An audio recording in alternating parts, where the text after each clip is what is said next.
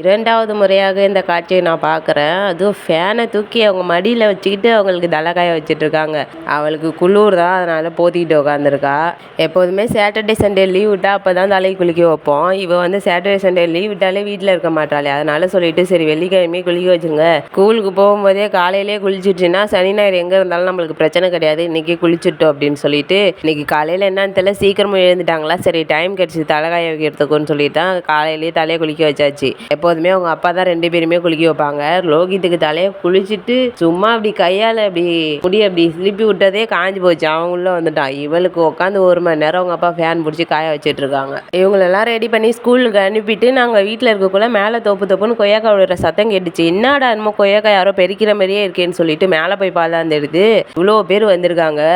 எனக்கு மேலே போவே பயமாக இருந்துச்சு. இவங்க வந்ததுக்கப்புறம் தான் நான் மேலே போனேன். எவ்வளோ அழகாக அந்த மரத்துக்கு மரம் தாவுது பாருங்க. கீழே விழாமல் எப்படி தான் இதில் தாவி அந்தாண்ட போதுங்கன்னு தெரியல. எனக்கு ஆச்சரியமாக இருந்துச்சு. இவங்களை பார்த்ததுமே எல்லாம் ஓடி போயிடுச்சுங்க. அப்புறம் ஈவினிங் போல் இவங்களுக்கு ஹோம்ஒர்க் சொல்லி கொடுக்கலான்னு சொல்லிட்டு உட்காந்தா இவன் போடுறான் பாருங்க இக்கு டிஃப்ரெண்ட்டாக இருந்துச்சு. சரி போடுறான்னு சொன்னால் அவங்க மேமுக்கு அனுப்பிட்டோன்னு சொல்லிட்டு போடவே மாட்டேன். நான் அப்புறம் கன்வின்ஸ் பண்ணி அதுக்கப்புறம் போட சொன்னேன். எப்படி போடுறான் பாருங்க இக்கு. புது மெத்தட் கண்டுபிடிச்சிருக்காரு லோகித். இக்கு எப்படி போடுறதுன்னு சொல்லிட்டு அழகாக போட்டாரான். இதில் வேற இவருக்கு சந்தோஷம் தாங்கலை. எப்படி சிரிக்கிறான் பாருங்க. அதுக்கப்புறம் இப்படி போடக்கூடாதுன்னு சொல்லி எப்படி போடணும்னு சொல்லி அவனுக்கு சொல்லி கொடுத்ததுக்கப்புறம் அதுக்கப்புறம் போட்டாங்க. உடனே போட்டான். ஈவினிங் கோயிலுக்கு போகணும்னு சொல்லிட்டு தான் மார்னிங் இவளை தலைக்கு குளிக்க வச்சதே. 2 பேரும் சீக்கிரம் ஹோம்ஒர்க் முடிச்சாதான் கோவிலுக்கு போயிட்டு ஆயா வீட்டில் கொண்டு போய் விடுவேன்னு சொன்னது. 2 பேரும் கடன்னு ஹோம்ஒர்க்கை முடிச்சுட்டு ரெடி ஆகிட்டாங்க கோயிலுக்கு போகிறதுக்கு. இல்லாவோட மேக்கப் பார்த்தீங்களா, லிப்ஸ்டிக்கே போட தெரியல. ஆனால் லிப்ஸ்டிக் போட்டு ஆசைப்படுறா இவ. ஓடாதடா நீ வந்துட்டு நான் எத்தனை தடவை தான் சொல்கிறதுன்னு தெரியல. பொறுமையாக நடக்கணும், ஓடக்கூடாதுன்னு சொன்னால் அப்போ தான் ஓடி போய் தோப்புன்னு உழுந்து வாரினாங்க கோயிலுக்கு போகும்போதே. அதுக்கப்புறம் அவனை தூக்கி மேலாம் தட்டி விட்டு ஒரே அழுவ வலிக்குது.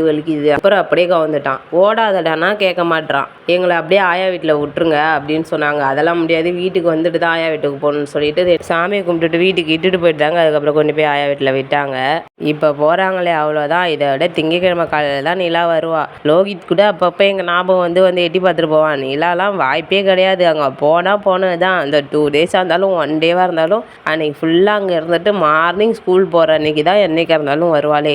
பெரிய கோயிலுக்கு போகலான் தான் பிளான். அதுக்கப்புறம் அது கேன்சல் ஆகிட்டு அதுக்கப்புறம் இந்த கோயிலுக்கு வந்து சாமி கும்பிட்டு போயிட்டு